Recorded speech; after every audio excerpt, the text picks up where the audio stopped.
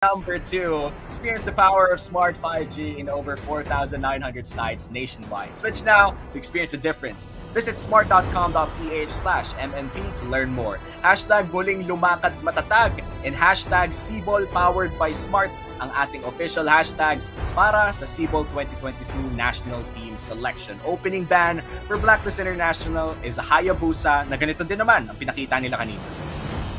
Yeah, I won't be surprised if for throughout this series, hindi talaga magbibigay yung Hayabusa kay Demon Kite.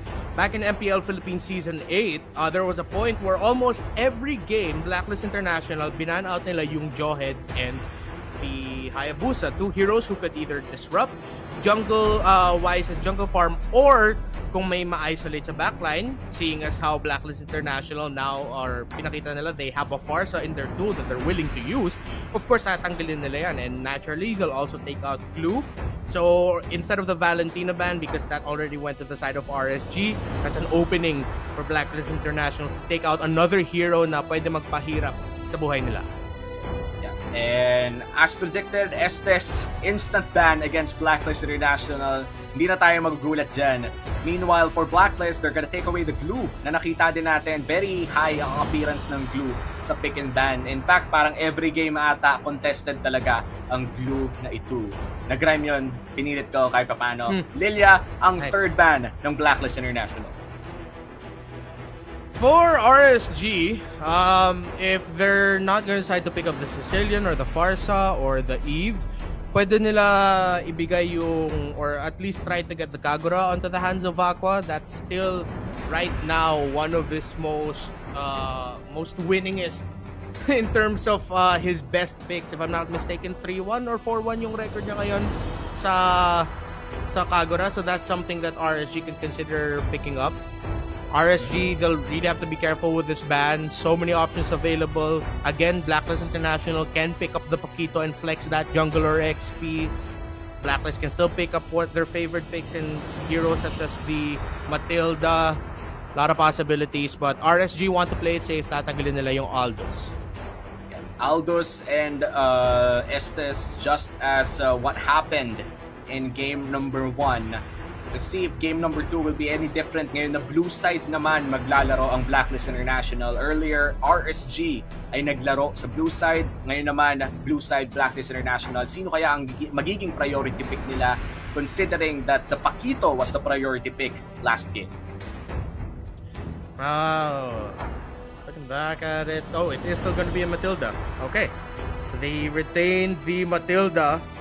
Instead of picking up the Esmeralda, baka iba naman yung minamata dito ng RSG. If you want something a little bit more disruptive, surprising, they can pick up the Ruby if they want to. Picking up something like the Jawhead might help, but it will be difficult to pull off. Again, Blacklist International, yung paano sila madumepensa if ever someone engages them is really great. RSG can, again, pick up the Paquito if they want to, but maybe flex it. A lot of options available for both squads. If they want to match the heals, they can pick up the Rafaela, but if they can actually pick that up later on, if they're willing to do that, we've also seen like Kufra first picks, they want to, but they decide to first pick the Popol and Koopa. Interesting first pickups coming in from RSG Philippines. For sure, this Popol and Koopa is still a flex pick. Could go position 5, could go to the gold lane. In fact, could even go to the mid lane. Napakalakas talaga ng Popol and Koopa pick, especially around RSG na talaga namang mahilig maglaro with this Popol and Koopa. Now, Esmeralda will be the pickup for RSG. Blacklist International, for sure, hindi na naman sila makakapili rather ng Fovius dahil dito sa Esmeralda pickup. So this is good drafting coming in from RSG. Let's see how Blacklist would respond considering that they already got that Matilda. Bane is still open, by the way. Oo. Bukas pa yung Bane, bukas pa yung Edith. If they want to put it into the hands of Haji. But Blacklist International really enjoyed the performance of Dominic on the Uranus. So, imbis na Farsa, slight change up. It's now an Eve. So, pretty similar lineup so far. Except this time yung jungler tsaka gold laner na Blacklist International, mas pipiliin nila sa bandang dulo ng draft. So, RSG, let's see what they'll go for here. Interesting, no? Eve was banned. I feel like it was banned, yeah? Banned last game, ang Eve. So now Eve will be Yes. a pick for Blacklist International. At maganda to kasi may Matilda na rin sila. Ibig sabihin nabawasan ang pwedeng pangontra ang RSG. They could potentially go for the Sicilian once again. We did see them play the Sicilian earlier, but because of the nature of their lineup, maraming late game ang RSG kanina. Early game pa lang, Yun. tinapos na agad ng Blacklist International. Ngayon, Kagura naman ang kukunin ng RSG. Nabanggit mo to kanina, Renmar. What could this Kagura do against an Eve? Well, now they'll have more of that burst damage that they're looking for.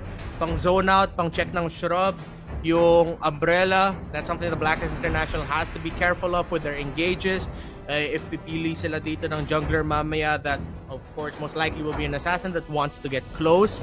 There's a good chance of outplay. You can get a free purify from the Kagura for herself. So it's gonna be a safe pick, and again, it's still one of the best picks here of Aqua. 4-1 actually yung win-loss record niya dyan. So they want to reduce the range that Blacklist International has, so tinanggal nila yung Brody. Again, the Clint will still be available, and I won't be surprised if RSC actually decide to ban out that Clint later on, considering na meron na silang Popol and Koopa. But looking at the hero pool of Owl, if they do decide to pick up a Harith, which is the only other gold laner that Owl has played, that is still something that they can choose to go for. Of course, paired up with the Eve, ang daming slows pwede i-dish out, but then they'll need to get a heavy physical damage dealer for Wise's jungle, kasi kung Harith yung isang pipiliin nila, halos magic damage yung output dito ng Blacklist. So Blacklist, they take away the Fanny, which is an option for Demon Knight. Now, RSG, sinabi mo na pwede nilang tanggalin ang Clint dito since may Popol and Koopa na sila. I do agree that that is a smart ban, but they're gonna remove the Barats instead. So that limits kung anong pwedeng gamitin ni Wise, considering na nabanggit mo na rin kanina, Reptar, na wala pang jungler ang Blacklist International. It's quite obvious. The only jungle Uranus that we actually saw in Sibol is, I think, Ureshi when he subbed in for H2 yesterday, which I think was more of a forced pick because of circumstances rather than it is a strategy. Let's go to the picking phase, to our second picking phase of the game. RSG naman ang pipili ng isang hero. Ano kaya ang pwede nilang maidagdag dito? Wala pa silang position 5 if gold lane ang Popol and Koopa. I'm really looking for what they're gonna pick here for their tank. I wonder if they'll go Edith, because if ever, Blacklist International might eventually decide to pick up the Sun Shin para ma-match nila yung vision game na meron ng RSG. But no, RSG will pick up the Rafaela, one of the other roamers na may record na dyan si Light, 1-0 for that. So they're both teams saving their jungler picks for last. Blacklist International already have their position 5 and 4. Yeah, they need their gold laner tsaka yung jungler. Maybe more physical damage yung makita natin. Physical damage. Bane is still open and may mga Jason Shin pa rin naman na bukas, as you said. Bane Eve. And there are a lot of options, no? Ruby nga open din kung gusto nilang kunin and gawing kaso ang problema saan na ilalagay yung Matilda. Wala na. Oh my God, they're going full magic. Karina. Yep. Yung XP What laner is ata happening? yung There you go, there you go. Whoa. There you go. Okay. So yeah, they pick up the Karina, they pick up the Claude. So now, in terms of scaling all throughout, they'll be good. They'll have their late game insurance and potentially big burst in the mid game or even the early game na kung hindi mag-ingat ang RSG dito, they could fall down to the Karina well enough. There's still a lot of shields that the Esmeralda can get from, but then still, the Karina is a risk. There is still a risk in the Blacklist lineup that RSG has to be careful of na baka biglang mabilisan na snowball ulit makita natin dito. It's not gonna be that as bad kumpara sa RSG. It's still there though, because again, you're up against a Karina. Whoever they're gonna pick in the jungle here has to be a good one. Ballman. So they match that idea of being able to burst, of being able to snowball. And at the same time, makita natin yung Rafaela Ballman combo ng RSG na nalabas na nila, and they were able to get the victory off of that. Yeah, Rafaela Balmond, I feel like this is one of the classic well, not a classic duo, but more of a good synergy type of duo, considering that the bonus movement speed coming in from the Holy Healing definitely helps out Demon Kite on this Balmond. And in fact, AoE damage as well with his ultimate. This is going to be a nice fight for the early game, considering na snowball na naman ang usapan natin dito sa game number 2. Then Mark, quick lang, kung umabot man to ng late game, sino sa tingin mo ang mananaig sa dulo? On paper hindi mo kailangan isipin kung ano yung mga shot call nila. Blacklist International has a higher chance of just being able to surprise, especially with the Claude. If RSG can just build them well enough and maybe try to conserve their abilities to stop the Claude, they just really have to watch out for that Claude, because that will just completely mess up RSG. Of course, having the Rafaela and the Balmond, the Esme, you run the risk of mas-split sila. Kung hindi mag-ingat ang RSG, the Claude can just enter the backline, drop a Blazing Duet, get on out of there. Yep, and let's see kung makakabawi nga ba ang RSG Philippines as we enter game number 2 between Blacklist International and RSG Philippines. Blacklist already taking game 1. Let's enter the Land of Dawn. Narinig ata ng RSG Philippines yung negative 1,000 IQ analysis ko kanina, kasi ngayon may payong na sila sa artillery damage. Galing. May payong na, naharangan na yung ulan ng yung mga purple rain. Yung purple rain, di ba? Wait lang tatlong tao dito. Aqua going a little bit risky there. Now Demon Kite will dash in a little bit too late for that Lethal Wanderer. Kaya i-clear na lang niya. Yeah, but at the same time, as I mentioned earlier, Blacklist International still have to be careful with that Balmond and Rafaela combo. It seems like Oh My Venus and the rest of Blacklist are trying to make sure that Al gets a good lead, kasi based on the health right now, Al having a bit of a difficulty kontra sa Popoling Kupa ni Iaknu. Yeah, and this is already a 2v1 situation. The Queen almost falls down, but a timely guiding wind. Umabot pa ang shield. Still no first blood in this game. And just look at what Dominic is doing. Tingnan mo. Tinatangki lang niya kasi fini-freeze niya yung wave right in front of that third range. That is a great move, a macro move from Dominic. Yep, knowing that si Wise kasi yung passing direction niya papunta na dyan sa bottom lane, so he wants the wave a little bit shoved. So 2 versus 2 scenario down there in bot, and just si Demon Kite. Yep, and Owl steps on a trap, guiding wind. Looks like both position 5 players here with Katipon and Peñaluna will be guarding their gold laners lang, no? Even if the turtle just spawned, bababa na si Venus. 2 people still staying to try and give Owl a bad time here in the gold lane. Sino kaya ang unang makakapag-establish ng pressure sa turtle area? Emblem emblem check here onto the side of Wise. Actually using the Demon Slayer emblem. Demon Slayer emblem on a Wise here. Definitely something na, well, hindi naman bago, pero something new on that arena.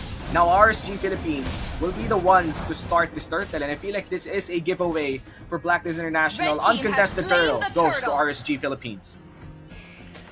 And that is what RSG Philippines wants. So in terms of having a better start kumpara sa game 1 nila, yes, RSG Philippines is having a better start, but it's still a very close game. At this point, no one undisturbed just yet, no tower breaks, no deaths, but what we have to look at is that, mid lane. Yin Yang overturn, Venus might be in trouble.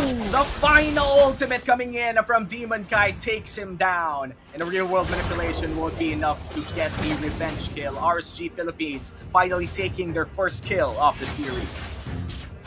RSGPH, lethal counter lands the kill for Demon Kite, and now Light roaming topside alongside Aqua para tulungan pa dito si Owl, knowing that Iaknu has a comfortable lead against this Claude. Mas malaki yung bawas niya sa energy shields. Blazing duet here for Owl, BMI back to safety, and now the Queen has to run away. No kills there in that 2v2, but they're gonna get a lot of turret plating. In fact, nakalbo nila ang turret plating na yun. Turret shielding maximized by that Popol and Koopa. So, pretty sure he has a comfortable gold lead now. Ilang beses na napabilik sa base dito si Owl. And Oh My Venus doing everything he can para matulungan dito si Owl. But RSG Philippines, knowing that we have a massive lead here, sige, we're gonna keep putting pressure here. RSG Philippines looks like they are gonna establish pressure successfully here in the gold lane. First third of the game, going to the hands of RSG Philippines. They're playing much better than game number 1. And this is what you like to see in a best of 5 series. Now RSGPH with their Popol and Koopa being able to maximize top side. Nag-lane switch na sila. Bottom lane na siya dito. And he'll be more of a presence. But now, Blacklist International might force scenarios na si Owl, yes, he doesn't fully have his items yet, but maybe even with just one item, susubukan na nila makukuha ng mga skirmish wins, get 1 or 2 kills. That might be the play for Blacklist. Eagle forces the flicker out of the Queen. Venus burning her flicker because of that aggressive maneuver, no? May turtle tayo na sisimula ng RSG Philippines at ikot-ikot lang ang sabi ni Demon Kite. 3 tao mula sa Blacklist International, 4 pa nga mag-contest, lethal counter the retribution, napakahirap niyang agawin. Oh, and 2 retry ng Balmond eh. Oh, may retry na siya pero sige, dalawin na natin para sigurado na. And that's the second turtle going to the side of Demon Kite. And so Blacklist, they, again, usually in these scenarios talaga, sinasabi lang talaga sa gold laner, focus ka lang dyan sa farm mo. Kaya si Owl hindi na sumama doon knowing that he's really behind. Yeah, focusing on the farm. Good call there for Owl. Pero bottom lane naman ata yung baka yung maging next target dito ng RSG Philippines. Mahihirapan ng RSG dito, pero dito muna sa mid lane, Demon Kite almost falling down. Wise trying to look for a reset here, but like a little bit too late. Katipon has to run away from the B-Wise combo, and di na nga nila papatulan pa. Guiding wind na lang palayo. Sabi nila, iyak no muna, pero mukhang makakaalis ang RSG Philippines ng isa lang ang namatay. 4-man rotation bottom side para sa Blacklist. Taking down the Balmond was a signal for them that yep, pwede na natin sunugin at basagin ang torre ng RSG dito sa bottom lane. But RSG responding well. Aqua getting there in time. Actually, nakita natin si Venus tried to stop Aqua for a bit. Tried to get info that Aqua was on the way. So great response there by RSG to not let Blacklist International break that turtle. RSG Philippines defending that bot lane outer tier turret really good. And now, napapabagal na nilang laro. In fact, lamang sila ng 700 gold because of all the turtles na nasi-secure nila. And speaking of turtles, no, may lalabas na turtle 20 seconds from now. RSG Philippines will be looking to get this once again considering na 2 ang retry ng isang Balmond. 12 seconds until it spawned. Kenji having to manage the top side minion wave. So no explainer for RSG Philippines here in terms of positioning. Light nandyan na sa Pixel Shrub, so he gets a bit of that info, pero mukhang delikado dito si Light. Pero nakatakas naman. Turtle, hindi pa naman sinisimulan, napagalaw lang ng konti, nahila na ni Venus dito. Now Haji will be poking out a little bit for RSG Philippines. Mukhang wala naman natang magsa-start pa ng turtle in this fight. Nagkakaroon lang tayo ng konting sayawan. Sino nga ba ang makakapag-control nitong maaga dahil yung Balmond nandun pa sa baba? Here comes the kills and Popol and Koopa takes out the Queen ng biglaan lang. Here comes the Balmond. Only Blacklist on 1 pero masisecure pa rin ng Karina with the retry. Wise with a great retry pero ito na nga lethal counter sa mukha ng Uranus. Kaka-reset kaya dito si Wise. Makakuha pa kaya siya ng isang resin reset dito. Pero sa hindi muna RSG Philippines. They give away the turtle but they take 3 kills. Ito yung sinasabi ni Wolf kanina in the previous series na this is what the pros say, hiruhin mo na lang na yes, it was a big fight, a big clash and contention para sa Lord na yan. But then RSG Philippines made the call to just keep fighting, trying to get more kills para hindi pa masyado magamit ng RSG Philippines or to at least equalize. Yun yung overturn, Dominic Consecration, killing spree for the Popol and Koopa. Pero gaganda na alpha si Owl. Ito na ang dance floor pero na-stun ni Light. Owl is just autoing away to a double kill. And that is a 2-for-2 trade. RSG and Blacklist duking it out. Mukhang nakahabol na dito si Owl. Taas na damage output niya and the attack speed. This is great. Great usage there of the real-world manipulation galing kay Haji to make sure Blacklist got that punish. In the end, Owl walks away with the double kill. And this is massive for Owl considering na late game carry ang isang Claude. 2 early kills, 9 minutes in. He will take that any day. And right now, Blacklist International, gusto nila ng Torre down bottom lane. They're gonna go out. Nakapag-build na din ng Athena Shield dito yung Claude ng Blacklist International. So, that will help with the damage na pwede ilabas dito ni Aqua na we've seen in 2 to 3 skirmishes now. Gaano kataas na yung damage output ng Kagura niya. Demon kahit Iaknu. Dominic? Munti ka na yun, pero parang kailangan mo talagang respetuhin yung damage na nanggagaling na kay Iaknu. Hindi lang pang push ng Torre, nakakabigla din. In terms of kills, going in with the placing 2 web. Hindi na nagdalawang isip pa. Bigla na lang pumasok, tas umikot. Red team hero has been slain. Kill secured. Men, hindi ko nakita yun, wala sa camera. Ganong kabilis ang ginawa ni Wise in that fight. Now, 10 minutes in, that is 1 person down for the side of RSG Philippines. At Blacklist ang magsisimula ng first lord of the game. Medyo risky nga lang to para sa Blacklist International. Papasok na si Oh My Venus. Here comes the real world manipulation. Sino unang babagsak? Babagsak na ang Esperal na sila itatang sunod. Looking back to the from out. Pero nakaninsek ata dito si Wise. At babalik na sila si Lord. Void Crystal for slow. Now RSG Philippines, they're gonna back off. They're gonna respect this Lord. And I feel like Blacklist International already secured the first lord of the game. Slain the Lord. Oh, grabe yung lipat na Oh no! Yan yung overturn! Minaliit ata si Aqua. Sabi ni Aqua, hindi pwede yon. Kinulat din at nanakaw ang purple buff. Hindi. Secure pa ni Demon Kite. Houston, we have a problem. Medyo mali yung lipat natin doon. But Blacklist International, at least, they have a Lord coming in. Wise will be able to get back just in time. At hindi naman massive loss yun. It was just a slight mishap. An unfortunate mishap. Thanks as well to Aqua reading the situation. Binato niya kagad yung yung payong niya eh. May chance pa rin naman si Wise makatakas, pero ang bilis lang ng payong dito ni Aqua. The reaction time from Aqua, even from Owl, is unreal. Kanina pumasok siya doon, umikot agad. No second thoughts, and that actually rewarded them. That series of plays rewarded them. And now Owl, burning the yin-yang overturn from Aqua. Looks like the Lord push will continue down, up top side. Paano kaya itong patatapusin ng Blacklist International? May split push pa sa mid lane. May Wind of Nature na at saka Athena Shield, yung Claude ng Blacklist. So he might come in big here. Real world manipulation. That's the inhibitor turret down. Demon Kite in trouble. Grabe! 2 people out in the back line. Overstepping the boundaries. Walang tropa sa likod. Demon Kite goes down.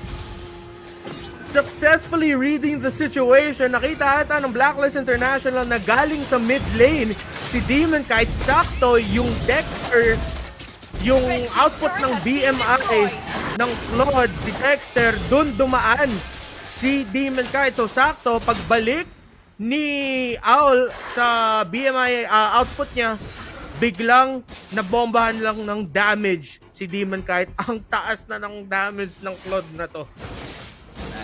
Owl 205 on this Claude. Meron na siyang mga core items ng Claude. Even with the Wind of Nature, kailangan talaga respetuhin to, men. Red team turret has been And ito yung destroyed. sinasabi ko, tinanong mo kanina, when we get to the late game, sino lamang nakikita na natin the lead of the Claude, what the Claude brings to the table. Wow. Yeah, blazing duet, Falling Star Moon, nagka-burn na dito at tatakbo na rin si Kenji. Demon Kite in a good position for a reset, and then you go. Wise goes down. RSG Philippines with a great defense down bottom lane. Parang daming shield ng Blacklist International. Almost all their heroes, if I'm not mistaken, have a mechanic na pwede magbigay ng shield. Kaya ang daming damage kayang iwasan dito ng Blacklist. The damage coming in from Aqua, though massive, can be reduced a bit. Iaknu, inumpisa niya yung laban na to na in the lead. A big lead over Owl. Now he's around 2.5k gold behind the Claude. What a massive turnaround for Blacklist. But RSG Philippines, they have the pieces. Meron din naman sila mga heroes, ability kits. The lead isn't that massive in terms of the gold na pwede pa silang makahanap ng paraan para makakomeback, para ikutin ang laban na to. Kasi ngayon, lamang na lamang ang Blacklist International in terms of the map control and tower lead, 7-4.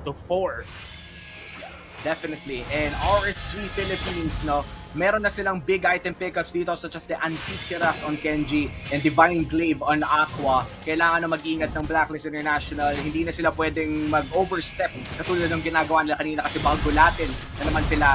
Here comes Venus with the Vision. Half HP on the Lord. Naghahanap ng opportunity makapasok ang RSG Philippines. They're looking for an angle here. Demon Guide spins around a little bit. The Lord is still 1/3 HP. They're gonna go for the fight. It's dead. Yakto already low HP. Placing duet sa gitna ng lahat. Reward manipulation na set up na dance floor. At babagsak na rin dito si Kenji. Si Venus ay medyo low ang HP. Hindi pala. Si Demon Guide pala yun. Bumagsak na rin ang tatlong miyembro ng RSG Philippines. At hindi na nila pinansin ang Lord. Lord, pwede ka na next game. Dahil gusto nila lang mag-next game dito. Blacklist International. 2 people defending for RSG Philippines. Aqua and Light. The Aqua Light duo versus 5 people from Blacklist International. Can they make the miracle play? Sabi ni Aul, hindi na pwede. Dahil game 2 goes to Blacklist International. One overstep, one mistake, and the situation wherein Blacklist said, put up the black box. Great conservation and timing of the real-world manipulation na galing kay Haji. Yes, he could have used it way sooner, but no, he really waited for the moment na, okay, the skills are expended, Owl already uses Blazing Duet, he can go in for the chase, tumatakbo na dito yung RSG, and then I'll put down the real-world manipulation para mas slow yung mga miyembro ng RSG, helping secure the kills there. Blacklist, again, getting the victory here, but that was a much better played game by RSG Philippines. A much closer game, but in the end,